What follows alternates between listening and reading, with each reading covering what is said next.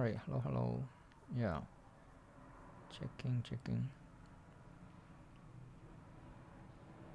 Right, hello, hello.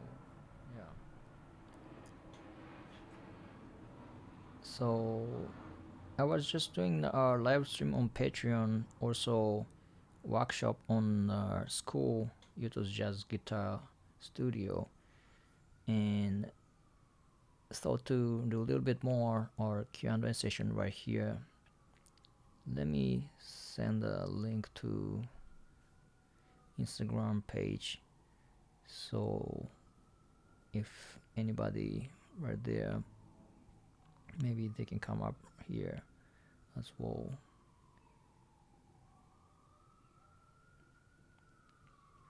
Otherwise, I'll probably do the same Barbosa solo lesson stuff a little bit. I can talk about that right here as well.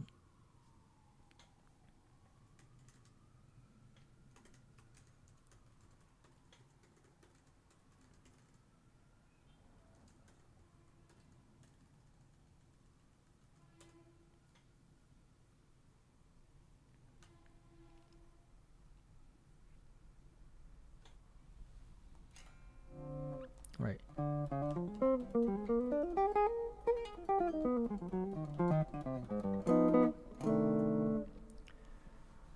So yeah,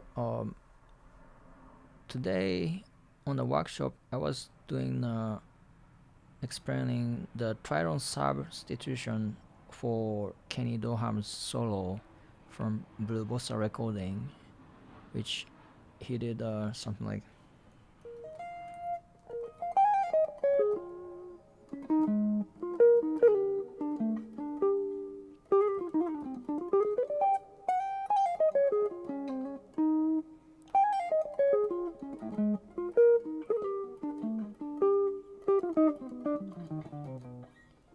So he was doing a D flat harmony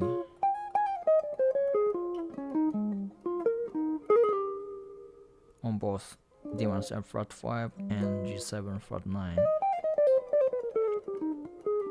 Instead of playing both D1 7 flat 5 and G7, he was just playing D flat 9, D flat 7 all the way.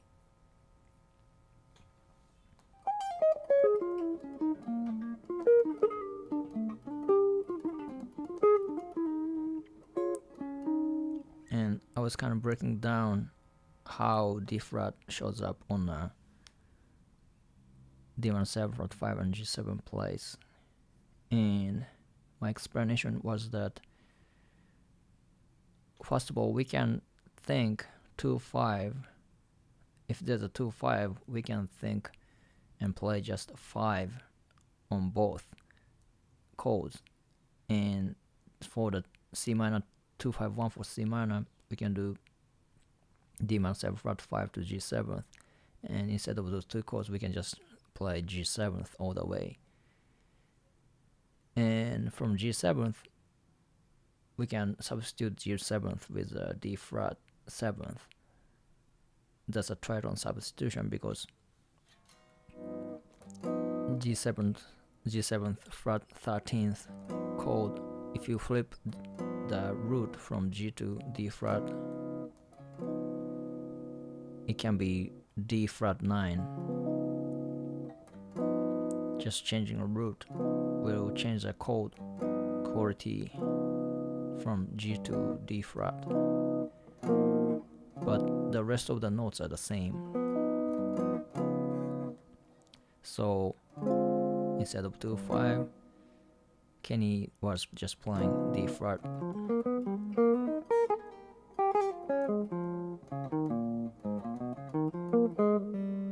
Then resolve to the C minor at the end.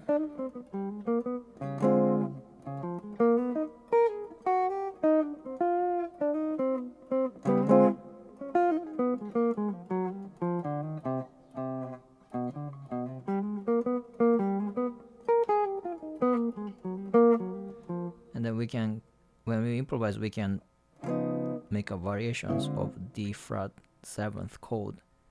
If it's arpeggio, I just did a D flat 7th and then enclosure to G7th with augmented triad with 7th and then sharp 9, flat 9 G, which is still part of the D flat 7th chord.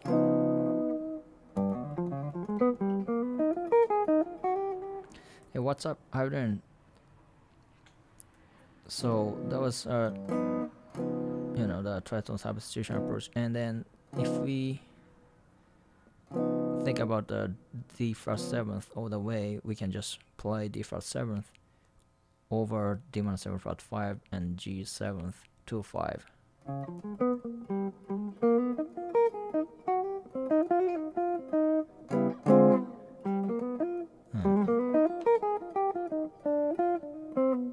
And then we just need to come back to C minor. So yeah, if you have any questions, please let me know. I was just explaining about the tritone substitution on minor 251 in the Blue Bossa, based on how Kenny Dorham played it on the original recording of the Blue Bossa on Joe Henderson's album.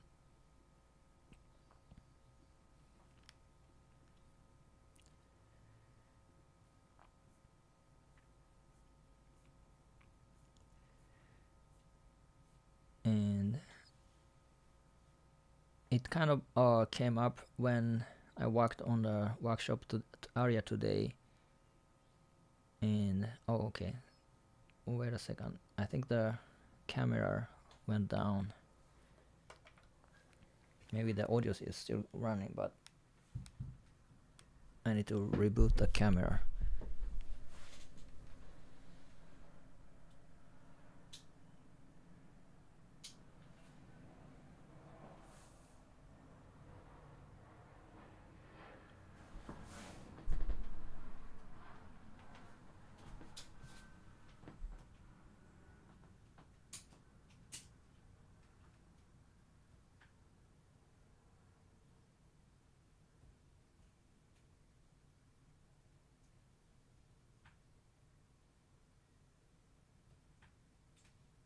It's getting the overheat problem when I do the live stream sometimes.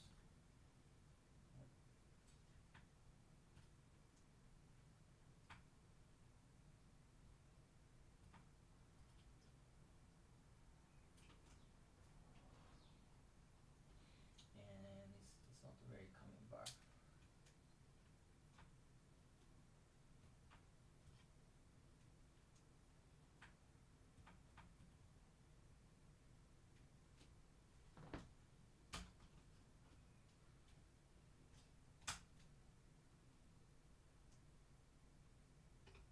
Okay.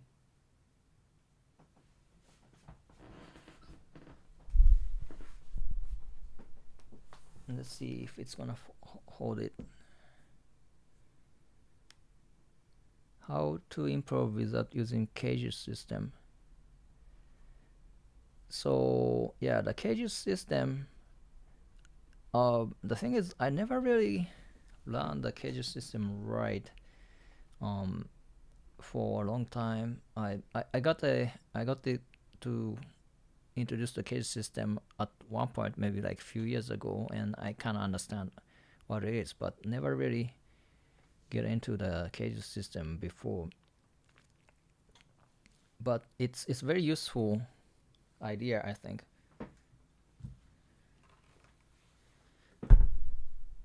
So the improvisation, the thing is, ideally we feel really good if we can play the notes and ideas in our imagination coming to the improvisation, or at least like if we can sing the notes, if we can improvise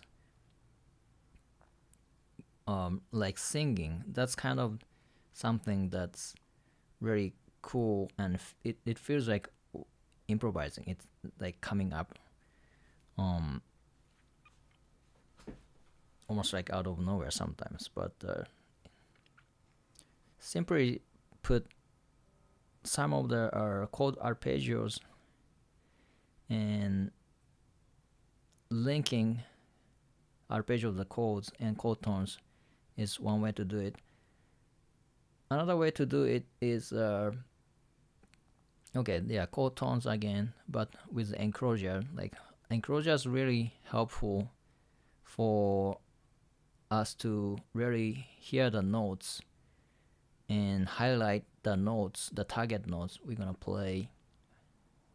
So maybe we can talk about that, go about that a little bit. Both the chord tones and enclosures. Yeah, I think we can combine those two. For instance, the 251 we are talking about D minor 7 flat 5 and G7 and C minor.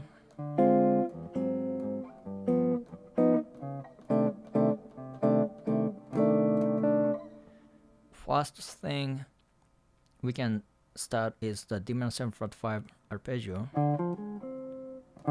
D, F, F flat, and C.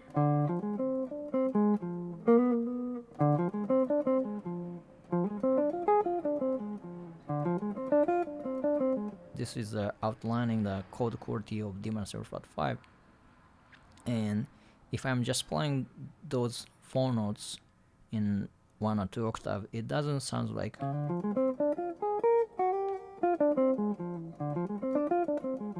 so improvising it. It's just we are outlining chords. But as soon as I introduce this B note, it changes the color a little bit.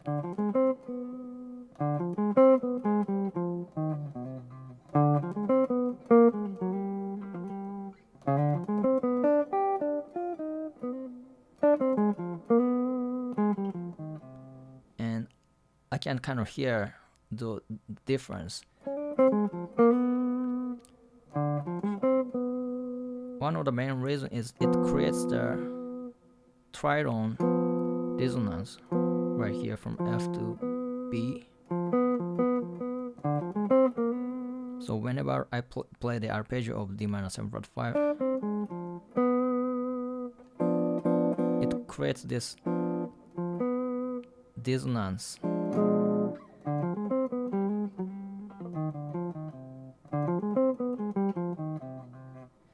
Then okay, so arpeggio, and that's a D minor 7 flat 5 arpeggio, and then B, and then B is to me the part of the G7 arpeggios, right? Yeah, so like if you go through each steps, it kind of like it's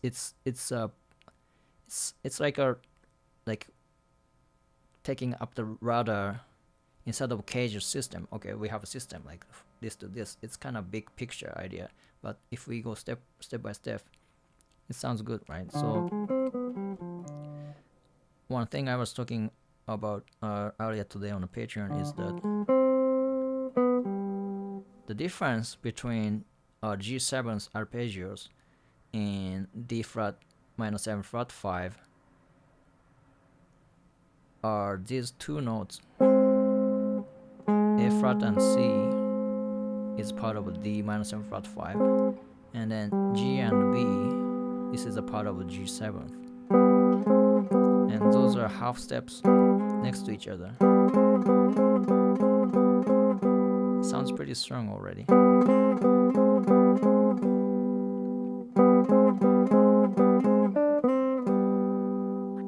And these 2 notes of D and F,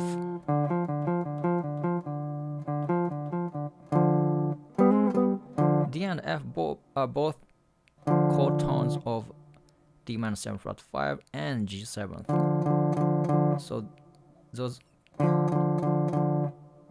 can stay, but other 2 notes, A flat and C and G and B, they can move around. For instance,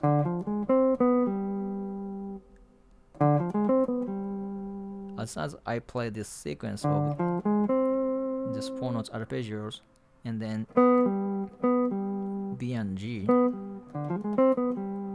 now I'm going in between D1 7 flat 5 to G7, and then if I can still play F and D, and then ended up on E flat. That's a part of the C minor. So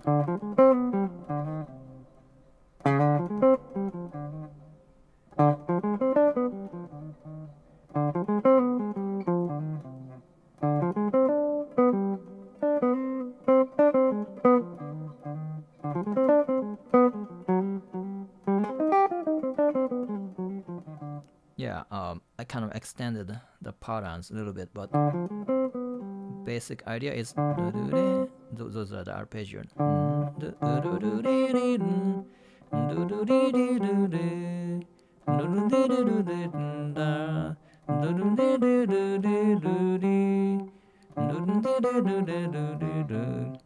Then the enclosure is the enclosure towards E flat.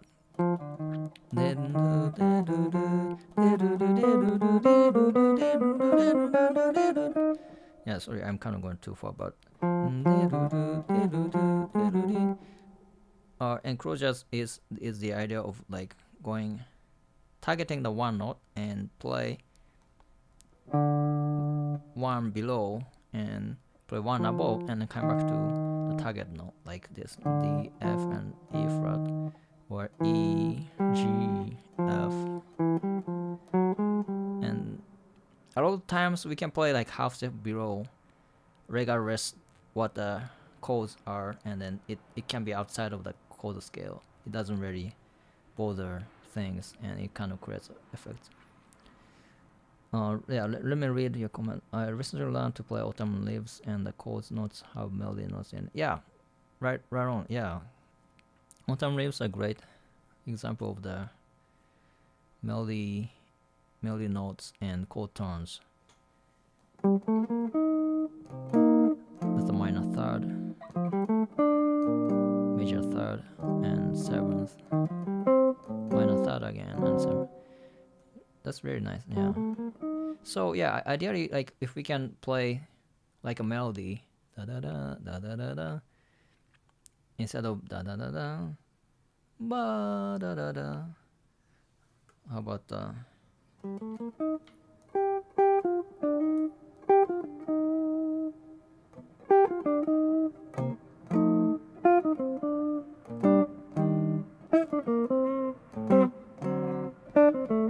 that's a variation of the melody and can be improvised.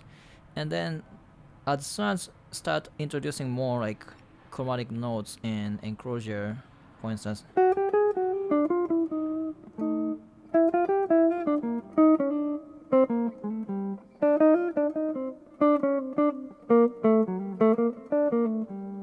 it sounds like improvising.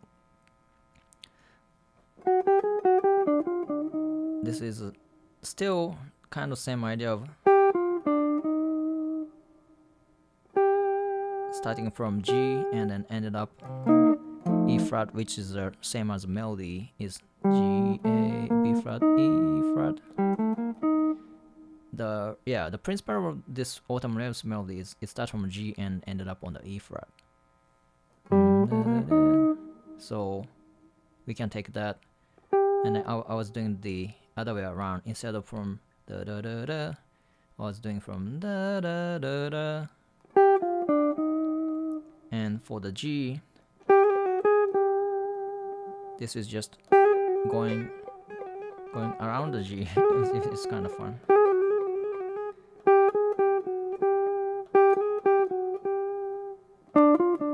And then this is another enclosure.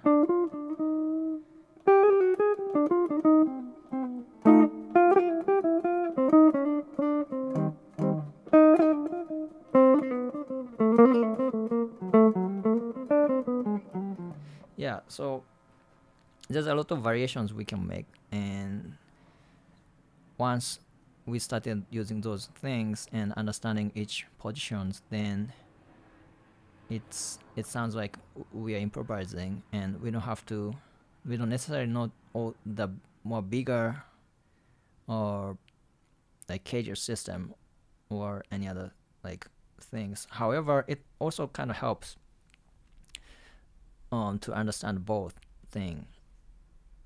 But the point is, like, if we can hear it and if we can feel it first, then that's the kind of more better approach, at least to me. Yeah, even if you go to the route of like thinking and then practicing the things, you might not necessarily be able to feel it for certain period of time. That sometimes enable you to understand the positions, and sometimes you can actually play the thing. But at one point, it really helps if you can hear the notes and feel it. Then that really opens up a lot more doors to really internalize the music. So that's kind of the answer to it. Yeah, thank you for the questions. And yeah, it kind of it's kind of same way. Instead of like talking about this concepts and all that, if we can start with some kind of questions that comes up from your own experience, that's a good anchor point for me to start developing the ideas. So yeah, so something like that. If you have any questions, please let me know here, or Instagram, Patreon. And I just started building this Yuto's Jazz Guitar Studio on school website, which is very nice way to organize all the lesson ideas and live stream workshop. I've been doing the Patreon quite a lot, and Patreon is a great platform. It's kind of casual, and I share a lot of ideas like almost every day. At the same time, yeah, the problem on Patreon is like there's not much way to organize all the ideas and stuff. Sorry, the camera went down again. But what's the difference between bossa nova and samba? So the bossa nova and samba, the first is the tempo is different, but the feel is different. I can just play right now. The cameras went down, but there's really great video by Gabriel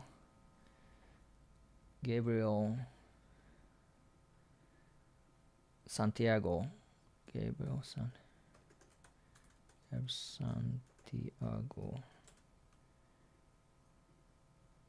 Yeah, he had a really great video about that. I can kind of quickly explain the thing he was talking about. Is that so bossa nova is kind of like a pop version of the samba, I think, and it's a little less accents.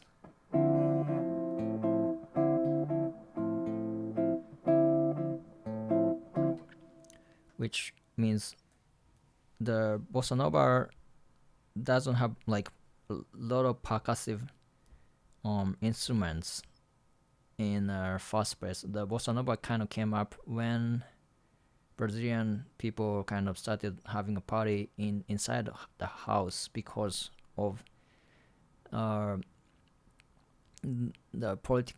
policy. They kind of didn't like the people to gather around and making a big party, and then people started having a little party in the house. That's what I heard.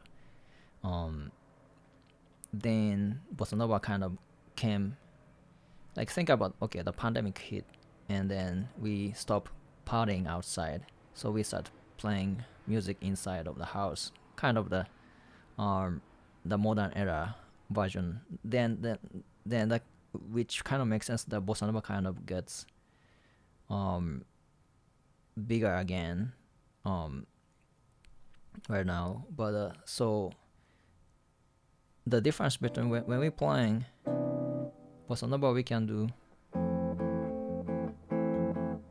we don't have to put too much accents in those patterns.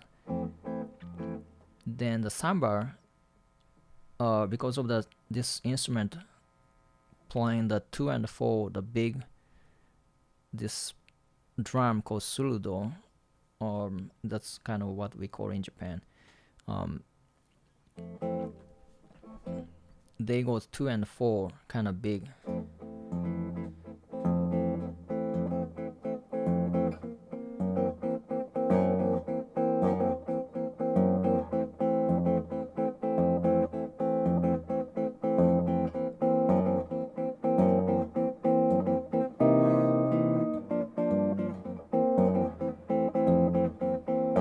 And when we do the samba, what Gabriel Santiago was saying is like you don't have to hit one with a bass. The bossa nova we can do, but samba,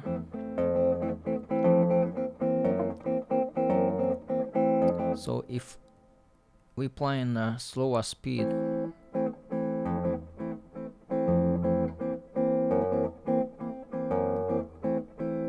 yeah, it can be samba. You know, like that's there's some intonation. Yeah.